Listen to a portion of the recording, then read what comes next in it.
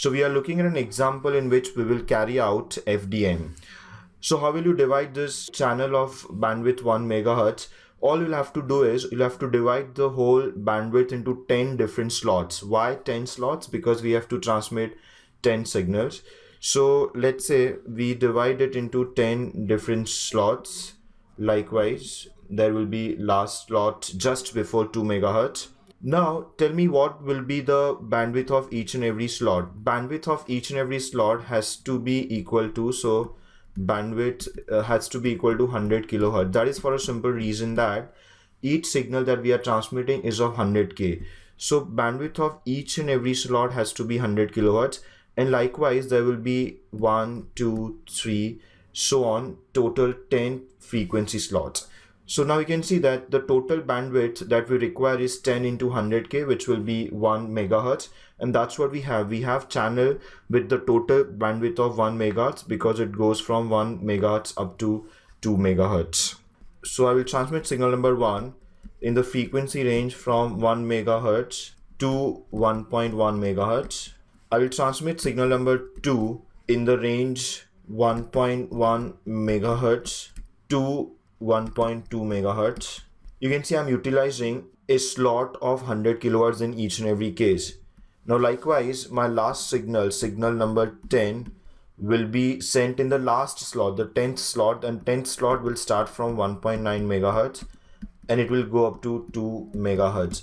So likewise, my bandwidth of 1 megahertz will be divided into 10 different slots, and this is nothing but called frequency division multiplexing, because you are dividing frequency range into different slots and each slot will be transmitting one signal.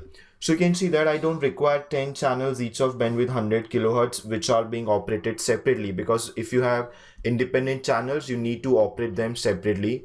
So here I'll operate one single channel. I will not worry about that I'm transmitting 10 different signals, because at the end the channel will be carrying only one signal, and this one signal will be the composite signal. It will consist of all the 10 signals together.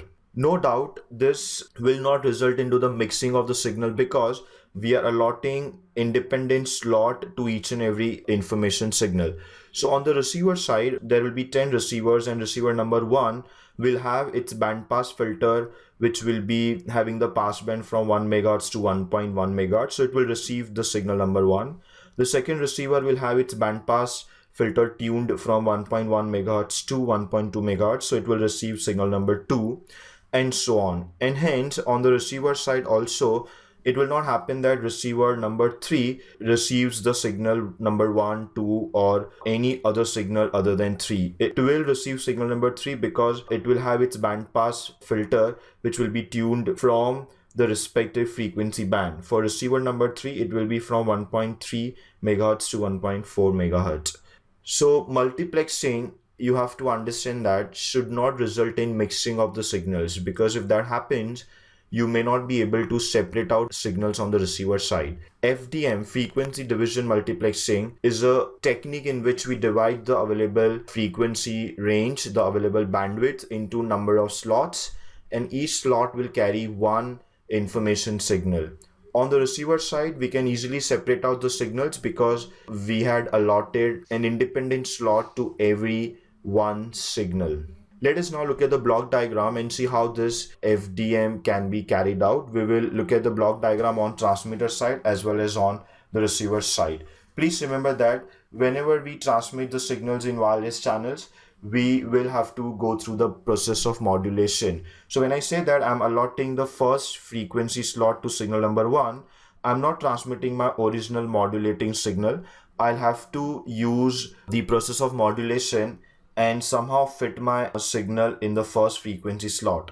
Similarly, signal number 2 will be fit into the second frequency slot, and so on. Now how this can be achieved is something we have to understand before we look at the block diagram.